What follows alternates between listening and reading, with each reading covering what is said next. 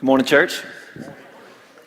All right, for those of you that don't know me yet, my name's Aubrey, and my wife and I moved here about 9 months ago to work with the high school ministry, and I brought a picture for two reasons. One, for the cute factor of our youngest, and that's all good and well, but more importantly, because there has been another guy who moved in around the same time, Matt Moore, and he was hired in. I'll show you his picture of him and Kristen. So you got Matt and Kristen. They were hired in to work with City Collective downtown and kind of reach out to an unchurched and dechurched population here in our city center. And of course, my wife and I work with high schoolers. But 11 times in the last 9 months, people have come up to me with the best of intentions and said, "Hey, Matt, good work with City Collective downtown." And I always tell them, "Matt's doing great work. My name's Aubrey, nice to meet you." And I introduce myself. No shame in that. We're both about 6.5 feet tall. We both have a lack of hair on top of our head. We both have pretty wives. I also get asked when they don't bring up City Collective, they say, "Aren't you married to that Mathis girl?" Which this is Kristen. Again, this is my wife and our 4 kids. So just to let you know, Aubrey and Robin, 4 boys, Matt and Kristen, no kids with them. So they'll get there eventually. So, but they're great friends of ours. I'm never offended to be compared to Matt or to be brought up in the same sentence as Matt. But he's downtown right now doing a similar thing. As we jump in this morning to talk about being lost, we're going to be in Luke 15. If you want to go ahead and turn ahead. Each of you probably has a different combination of stories about when you were a child and times that you may have been lost. Most of those stories were getting lost at the grocery store from your mom or dad, or probably grandmother. If you're anything like me, mom I was scared to get lost from because she would get the switch or a pinch or a little swat. Dad I'd just get talked to, but my grandmother, I could get away and get back in trouble, and she threatened me who knows how many 1,000 times with a switch, but it never happened. We knew that Granny was just going to threaten us with a switch, but there's no actual punishment. So my brother would wander off, and I always had a solution. I'd say, "Granny, I got it." Because she'd look for him, and she'd start to panic. What if somebody took him? I said, "Nobody wants him." But we'd walk around. I know I was young. I'm sorry. I was mean. But I would always say, "Granny, I got it." And I'd walk up to the front of the store, and I'd tell the lady behind the register, she'd get on a loudspeaker and say, Zach Wood, your grandmother's looking for you in the front of the store." And he'd come to the front of the store all embarrassed, and that was a win for everybody. And so, but those are simple stories. There's never any actual fear for other than the person lost and the person searching for them. But usually those moments are pretty quickly resolved. I can think of a time when I was 5, maybe 6 years old, and I went to Chuck E. Cheese, which is the bane of every parent's existence. Kids love it. I mean, it's loud, and there's games, and there's cardboard pizza. But the parents, you just kind of stand around, and it's difficult, and you try to just, I want to see parents wearing like the noise-canceling headphones at Chuck E. Cheese, just sitting in the corner and just enjoying maybe some quiet moments there, if those are to be found. But I remember a time when my dad took me to Chuck E. Cheese for a birthday party, and he released me with the bag of coins, tokens, and I'm playing with my friends, and I'm just old enough to finally graduate to where I can go to the restroom by myself. You're old enough to go off, be trusted to go, to come back, even wash your hands mid-journey. It's good. It's a good thing. So my dad lets me do that. I tell him I'll be right back. He says, "Do you know where it is?" I do. So I go into the restroom, and as I come out, I should have been smart enough to take a right, to go back towards all the noise and the animatronic, creatures singing on the stage. But instead, I took a left, and I went through a door that I hadn't gone through in order to get there. So I should have known better. But I go through this door, and I let the door shut behind me, and I notice like bright illuminated lights above me and some office doors that say manager and some other ones. So I'd gone to the inner cave system of Chuck E. Cheese where all their office complex was, which I wouldn't have known that was a thing. So I go back there and I see the schedule on the wall, which now I can look back in hindsight and realize where I was. But that door locked back behind me. It should have been the other way around, where it was locked, you can't get in without a key, but instead you can't get out without a key. That's a bad place for a 5-year-old to be. So I'll go ahead and let you know, I was only there 4 or 5 minutes maybe.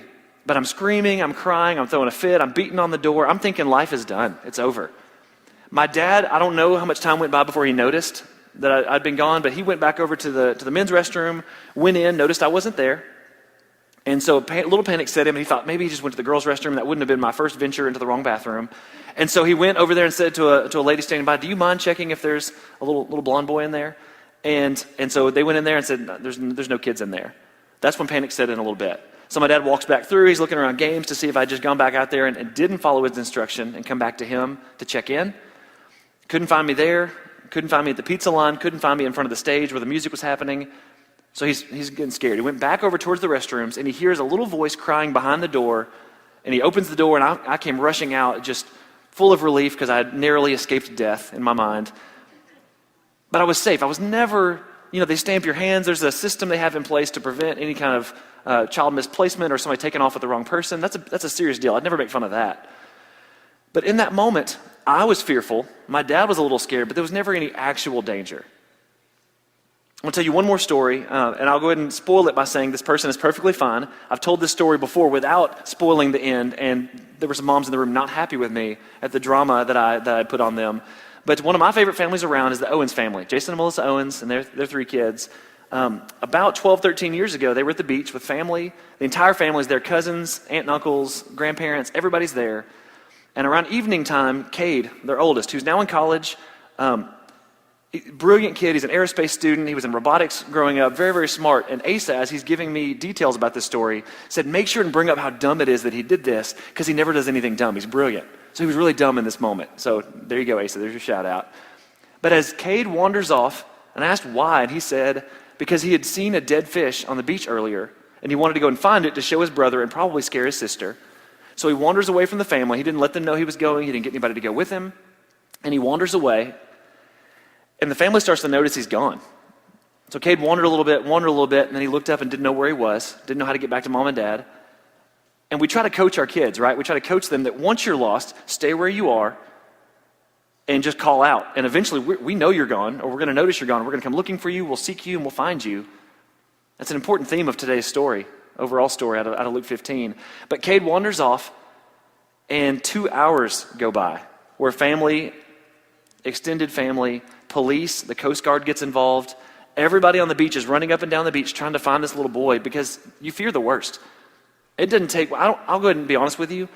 My wife relaxes more at the beach than I ever do. Unless it's just she and I that go, I think I read a book and just not pay attention. But when I go to the beach, because of this story and because of other stories like it, I plant myself in a chair and I watch. I don't even really blink, and it burns my eyes out. But I sit there and I just watch all day long, and I'm counting 1, 2, 3, 4. 1, 2, 3, 4. Counting my 4 kids to make sure they're all safe, to make sure that I can see them, to make sure they're not going out too far into the surf. We went just a few months ago to the beach, and it was double red flags, which means I don't even want to be within visual sight of the ocean.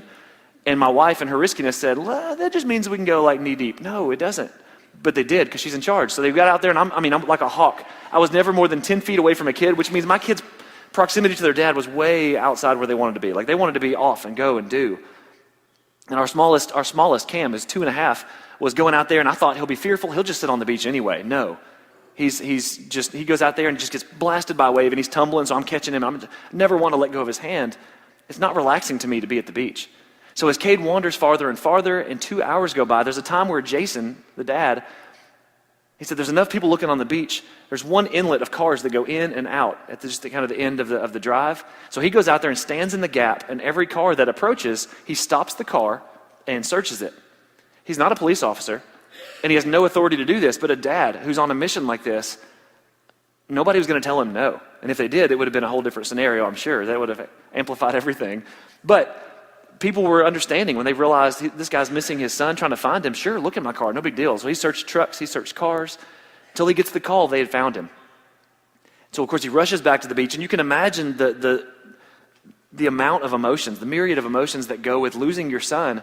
2 hours on the beach of wondering whether he'd wandered into the waves and been pulled out to sea, whether he'd been taken by somebody. These are very real thoughts that your mind just spins. I don't watch shows about kids that go missing or other stuff because that's not entertainment to me. I'm not judging it. I just think, to me, I sit there and just my heart rate goes up and I stress out. It's not fun. So to hear this story and to know that Jason and Melissa and their family just gathered around him, they picked him up, they hugged, they prayed, they cried. But then you also want to be like, what are you doing? Why are you going to scare me like that? But that's the conversation for after. The here and now of that scenario is our son was lost, and then he was found. In Luke chapter 15, where we're going to flip to here in a second, you've got, even just in the intro of the chapter, before the red letters begin, where Jesus takes off, it says the tax collectors and sinners were all gathering around to hear him, to hear Jesus. But the Pharisees and teachers of the law muttered, this man welcomes sinners and eats with them. So you don't have this giant congregation of people all together for one purpose. Like any group, you've got different backgrounds, different histories. You've got people that are probably sincere Jesus followers. You've got people that are only there to prove Jesus wrong, the Pharisees. They're only there so they can trip him up. They would listen to Jesus and then get together and conspire. How can we trip this guy up? We don't like what he's doing. We don't like what he's about. For him to proclaim things so strong as him being the Son of God, or that he can give away forgiveness, they hated him. Then on the other side of the spectrum, you've got the sinners, which is, I'd like for your name to boldly for forever, 2,000 years later, to still be just in there as, and some sinners got together. But these people who got together and they were with them, so some of them were probably sincerely looking to spend time in Jesus' shadow and for him to bless them. Others were probably looking for a free meal. They'd heard about the feeding of the 5,000. You've got others who may have had ailments or diseases and they wanted to be healed. So all these people gather together, and even in their gathering, as Jesus, I assume the disciples, probably the louder ones, the sons of thunder, got everybody's attention. And as everybody gets quieter, Jesus talks to them, and Jesus knows their hearts. I don't know if he heard them say this, or if Jesus just knew they said this, but they started muttering, "This man welcomes sinners and eats with them." So Jesus, in my opinion, decided to challenge them. And he tells 3 stories: the lost coin, the lost sheep, and the lost son. And as he tells these stories, you may openly disagree with what I'm about to say, but I'm convinced that Jesus used sarcasm to prove a point in these stories. And I'll get to why in case you think, sarcasm is beneath Jesus or he wouldn't do that. He didn't do it to make somebody feel stupid. He didn't do it to rub that in like typical, I work with teenagers. I hear sarcasm. I employ it way too often. But even as I got up here to preach, I turned my cell phone off because I knew teenagers. They were all sitting right over here. And I knew they would be texting me probably during the service. I know technology is still available. It's got some great uses and some distractions. But, my phone would have just been going just nonstop. Great job, buddy. Real proud of you, whatever. Even if it was just to be silly. Sarcasm is a part of life. We see it every day. And I'm convinced that in these stories, Jesus used sarcasm in these parables to drive home a point. We'll get to that in a minute. So as Jesus begins, he talks about the lost sheep. He says in verse 4, "Suppose one of you has 100 sheep and loses one of them. Doesn't he leave the 99 in the open country and go after the lost sheep until he finds it? And once he finds it, he joyfully puts it on his shoulders and he goes home. Then he calls his friends and neighbors together and he says, 'Rejoice with me. I've found my lost sheep.'" I'm going to pause there for a second.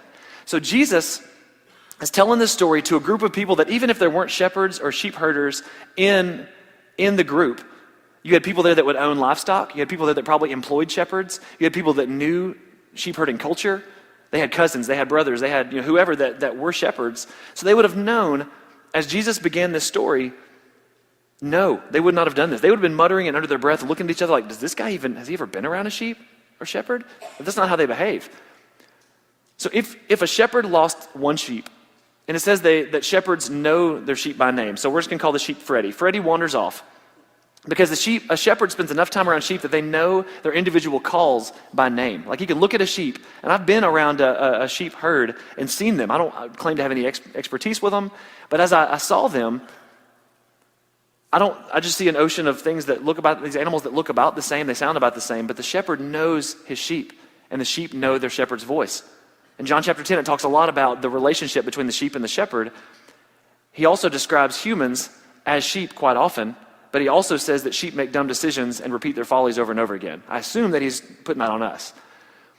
So as Jesus unfolds this story, I think the only thing in this story that really is true on the front end is that if a sheep was lost, then the shepherd would want to go and find it. You want to save it. You want to rescue it. That's money. It's something that's valuable. That's the livelihood of either the shepherd or the sheep owner. So as the shepherd wants to go and find it, you wouldn't just leave them all in the open country. That's just begging animals or thieves or predators to come in and destroy the flock, which you lose a whole lot more than one if you abandon the rest. So more than anything, I think you'd have shepherds that allowed their sheep to graze together during the days, and they'd spend that time talking and spending time together. And as they did that, if one wandered off and you realize as you're kind of doing a head count of your sheep, Freddie wandered off again. And so you'd tell the other shepherd, hey, I got to go take off and look for Freddie. Will you watch the other ones? And if you didn't have that scenario, you'd take them all the way back to the sheep pen, lock them up, keep them safe, leave them with somebody else, and then go find the sheep. But to just abandon them in the open countryside to look for the one is not how it works, I'm convinced. And then once you do find it, to even picture a shepherd finding the sheep, finding it alive, is wonderful. I'm sure he'd be excited. I can't imagine he'd pick it up on his shoulders. I picture the shepherd like in Jesus's picture, like whistling a song and skipping back home with the sheep on his shoulders. That just seems far-fetched. It doesn't seem like something a shepherd would do. I can see him, walking back with it, happy he's alive, definitely celebrating that. But to call your friends and say, rejoice with me, I found my idiot sheep that wandered off again and again and again. I found him and he's safe. It just doesn't seem like how it would have gone. I'm going to tell you a story that kind of puts it in perspective for me. My wife Robin and I had a dog named Captain. Captain was a brilliant border collie that we had. We actually lived in Chattanooga from 2004 to 2008, and then moved back again recently, 9 months ago. But during that time, we had a dog named Captain right before we had kids, and Captain was brilliant. We had him potty trained by age right before 6 weeks. We taught him a whole lot of tricks and stuff before he was 8, 9 weeks old. But he also had a mean streak. He was territorial. He was fiercely protective of me and Robin, to the point where we didn't want him to be that protective. We love kids. We work with teenagers. But they would try to reach down and pet him, and if he was in a bad mood, he'd snap at their hand. A couple times he drew blood on my mom's hand. That didn't go well, and for him or for my mom.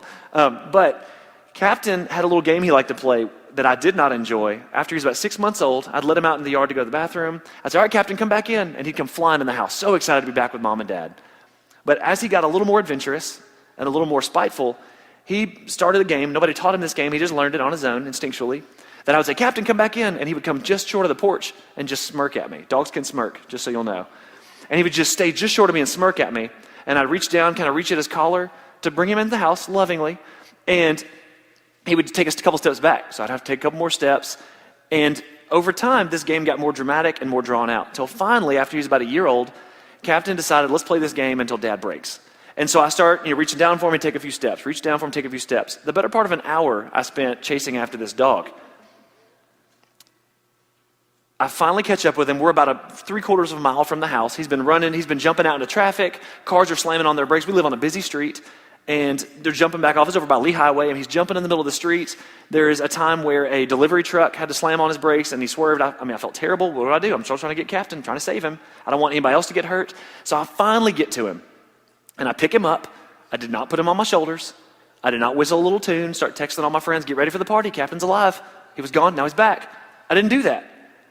Instead, I picked him up and I put him face to face with me, and I was going to scold him. I was going to basically just say, Captain, no, that's my plan. As I said no, and I opened my mouth and I kind of yelled it into his face. It was between a scream and just a firm talking to. So it was kind of somewhere in between, as my boys could tell you what that noise sounds like. So I said this to his face, and as I said no, my mouth's open, Captain bit me in the mouth. Notice I didn't say on the mouth. He bit me like his eye tooth got past my bottom row of teeth and hit me in my mouth and drew blood. I lost it. I would definitely did not. There was no party. I canceled the party. I had him face to face, and I was so dumbfounded that this dog would be so belligerent to bite me, not on the mouth, but in the mouth. My mouth is like, how do you explain that to your doctor? And so I'd say to my dog, I just scolded him. He responded by growling and biting me in the mouth.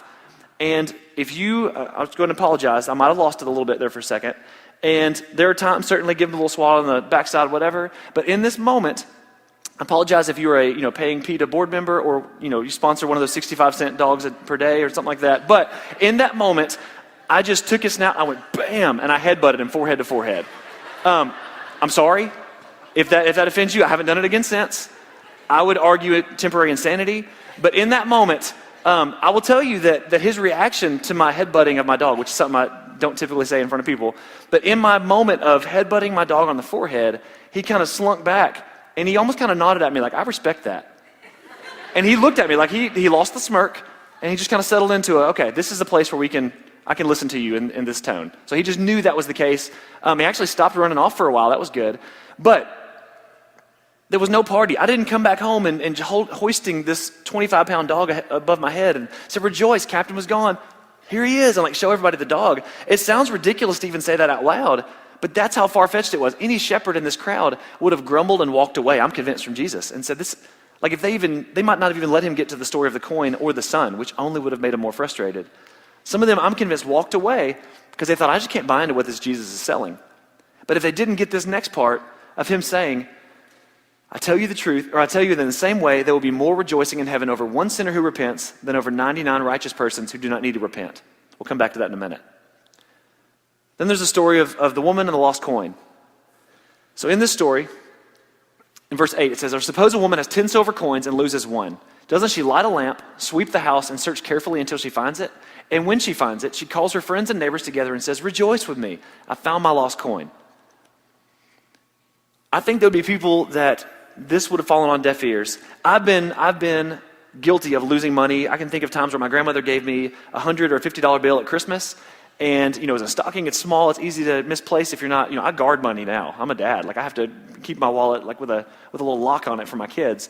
But I've got I can think of times where I would misplace money, and I'm quietly on the side asking my brother and sister, look, I'll give you a couple dollars if you will help me find this. We got to make sure Granny doesn't ever find out. There's no way I was going to say, Granny, you remember that $100 bill you gave me? Yes, I do remember that. I lost it. Can I have another one? That was not going to come out of my mouth, because then every future gift I would have ever gotten, she would have had the right to say, now make sure and guard this one, Aubrey. Keep this one safe. Remember that time you lost it? And my grandmother wasn't just super spiteful or wanting to shame me or embarrass me, but it'd be hard growing up how she grew up in the Great Depression to hand away a large sum like that and have some kid just wander off and lose it. But in this story, it says the woman, in the original Greek, the way it talks about the word sweep is to search the house fine-tuned, like to go through the house hands and knees, to get all the furniture out of the house, put it in the front yard, to sweep the whole house out, to go through it. I picture hands and knees with a flashlight, fine-tooth comb, going through, because I cannot give up. It's 1/10 of her wealth. Everything she owned, 1/10 was lost with that one coin. The amount for that coin is about a day's wages. So the reason I think this fell into the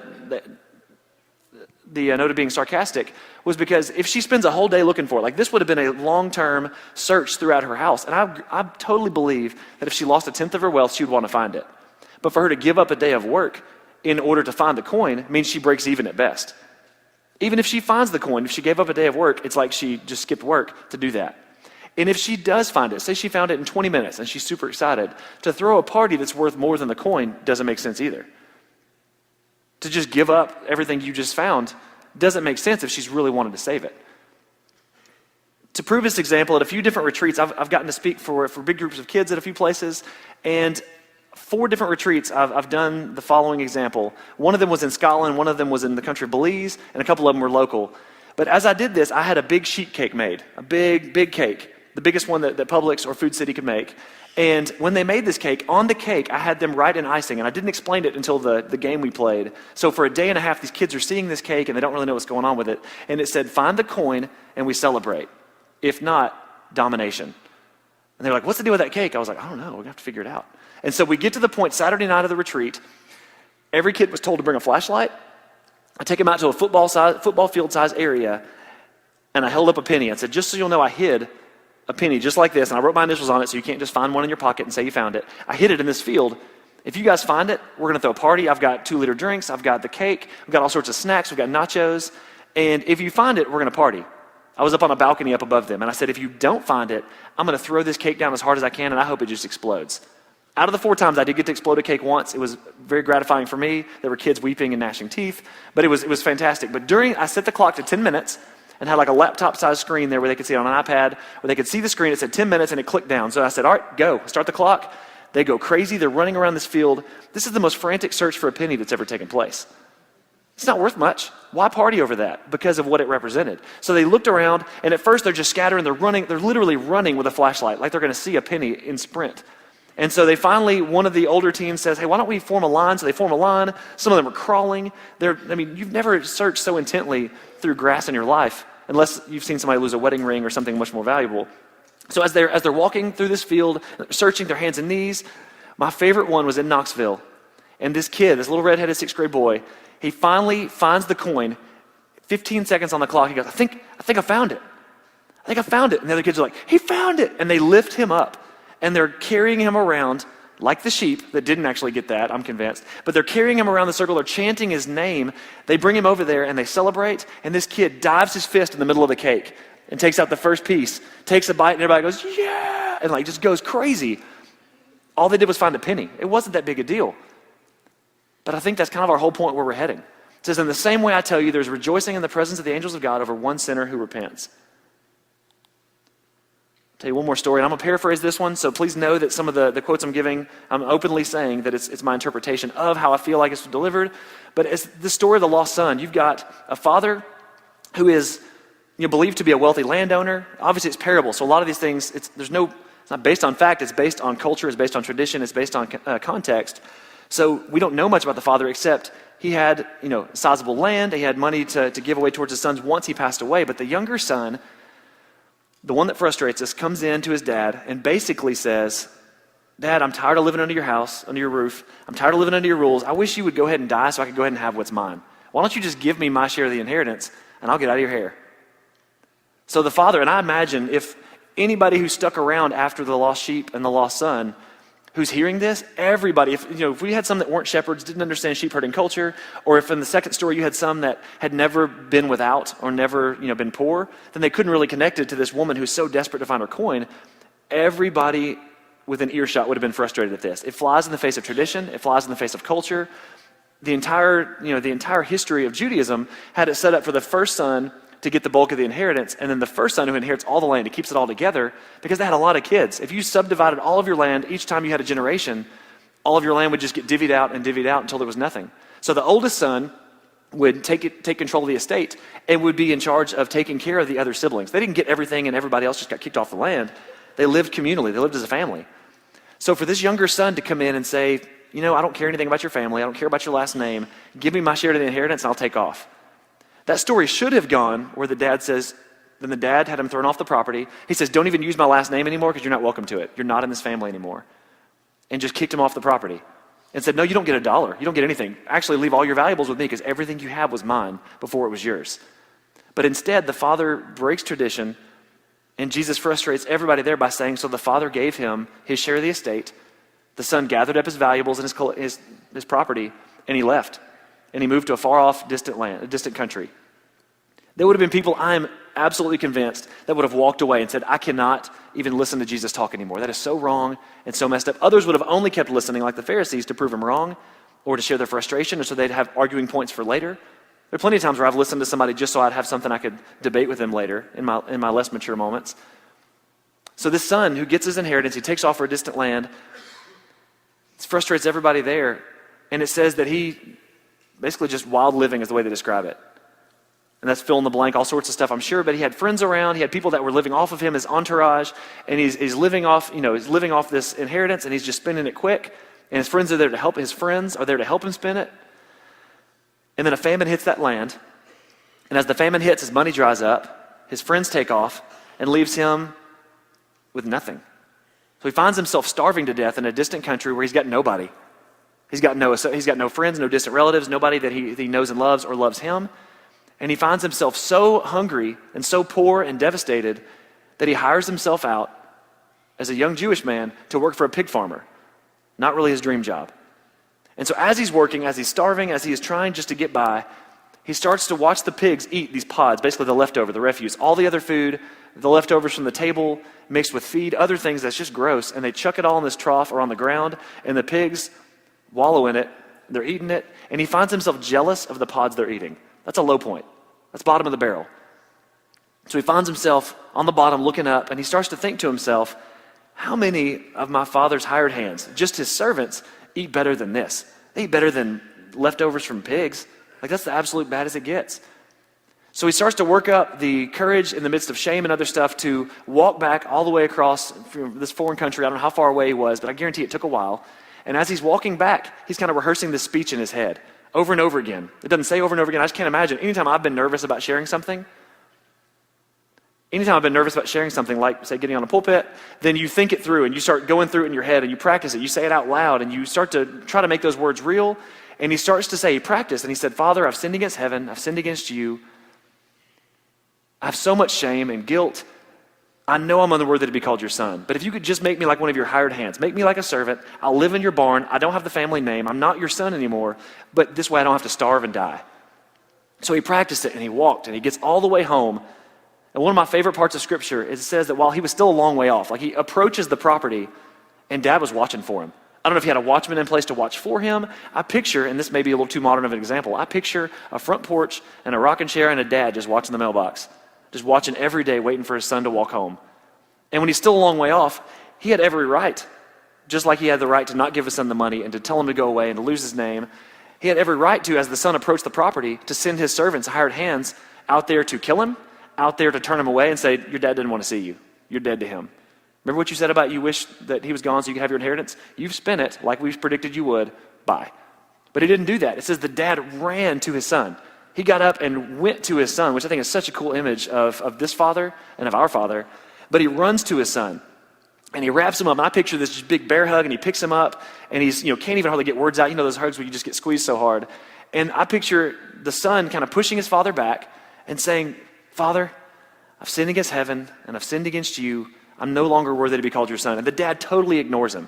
Says, hey, where's the family ring that he turned in? Go get it real quick. I need the best robe. The dad takes off his own sandals, puts it on his feet, which is a tremendous sign of respect. And the son's like, hold on, Dad, I had this speech prepared. And he starts talking again, and he says, hold on, go kill the fattened calf. Tonight we are partying. Tell them to go, tune their instruments. We're partying tonight. And he brings everybody together, and he won't even let his son finish this shame-filled speech. And he turns his son, and again, I'm taking liberties with the story, but I'm convinced, this is what I picture in my head at least, that he turns his son and starts walking him up to the house because this son is too ashamed to, on his own accord, walk up, take these steps again. He walked away willingly. I can't imagine how sad he is and how shamed he is to be back in the same place, having to ask for help. So the father brings him inside. The music starts. They're roasting the calf or the goats, whatever they're eating. And as they're partying, the dad looks around. He takes kind of a roster head count of the family, and he notices his older son's not there. So this dad leaves the party, and he goes out to the field, and he sees the older son, which I wish I didn't connect so well with the older son sometimes. But he pictures the older son. He sees the older son, and the older son is standing out in a field. I can promise you, he was not working on the farm in that moment. He's out there probably throwing rocks or just kind of kicking the ground and muttering. I can guarantee there was some muttering going on. And he's just under his breath, I can't believe, let him back in here. He took my inheritance and he took off with it. I mean, just over and over again, I imagine he's just getting angrier and angrier. And the dad approaches him. This dad does a lot of seeking after his kids, which is kind of beautiful. And he approaches his son. I picture him turning him around and saying, what are you doing? We're all partying.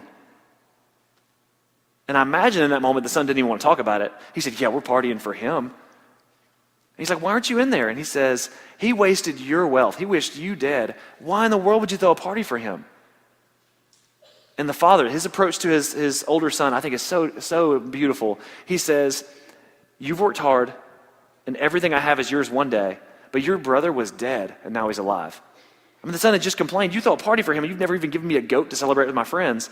And he says, I know, but all this is yours one day. Your brother was dead, and now he's alive. As I think about these three stories, I think about whose fault were each of them that they got lost. I mean, you can't blame a coin for getting lost. It's an inanimate object. Anytime I lost one of those bills growing up that, embarrassed me, but then I found it, most of them, my brother might have gotten richer off a few of them. But as I think about those coins or that money, that's never the coin's fault. It's an inanimate object. It has no responsibility to remain found. It can be passed around as freely as you want to. So it's never the coin's fault. It's the woman's fault. She lost it. She misplaced it, or it was misplaced for her. In our house, it's baby Cam. He picks up things, he moves them where he wants them, and we find them months later. And then we rejoice, and we thank Cam for where he plays that little game with us. But it's never the coin's fault. The sheep, I don't think the sheep was being malicious or saying, I don't care anything about you, shepherd. My guess is the sheep is about like Cade and just wandering a little farther, looking for a fish to scare his brother and sister with, or grass is greener to go and graze, or just wandered off, just not paying attention. It's easy to do, to just find yourself wandering, and you look up, you don't know where you are, and you're lost. But the son is totally different. The son was malicious. He wished his dad was gone. He took his inheritance, he took off, he squandered it, and he came back and was still shown grace. And I'm convinced in each of these three stories, there would have been people in the crowd. I don't know if they were bold enough to confront Jesus, although it's not hard to picture. It happened all the time. But there would have been people who wanted to confront Jesus and say, nobody would act that way. Nobody would throw a party for a sheep that gets found and you bring it back and wasted half of your day. Nobody would throw a giant party that would probably cost more than the coin's worth to celebrate finding a coin. That people would just confirm that you weren't paying attention and you lost it, and you're bringing attention to that. It doesn't make any sense. And to spend your wealth on a party, if you don't have much wealth, is also not smart. And with the son, I think it would have been fair to say there were people out there who would have wanted to say, nobody would ever do that. Nobody's going to show grace to this kid who wandered off, wasted your family money, embarrassed your family name, and then came back. And even if you took him on as a hired hand, you're not throwing him a party. And I think to each of those three scenarios, Jesus would have said, you're exactly right, but my Father did that for you. Nobody's throwing a party for somebody who would wander off and sin against you and then come back, just kind of slink back in the room, filled with shame. And Jesus would say, that's exactly right, but my Father did that for each of you. And I won't speak for anybody else, but for me, that hits me right between the eyes, because I can think of times where it's easy for me to sit in what I would call righteous indignation or anger, and it's somebody who has sinned against me or blasted me or wronged my family. It's easy for me to want them to not receive grace, but it's so difficult for me. It's very easy for me to want to receive it. I want to be forgiven. It's just hard for me to forgive, and that's not what Jesus is talking about. Jesus wants us to forgive just as our Father forgave us. Father God, I thank you for this group of people that are gathered in your name. I pray that you will continue to bless us. God, I pray that you will just continue to lavish your grace upon us like you have. God, we're so unworthy of it, yet you give it anyway. In your son's name we pray. Amen.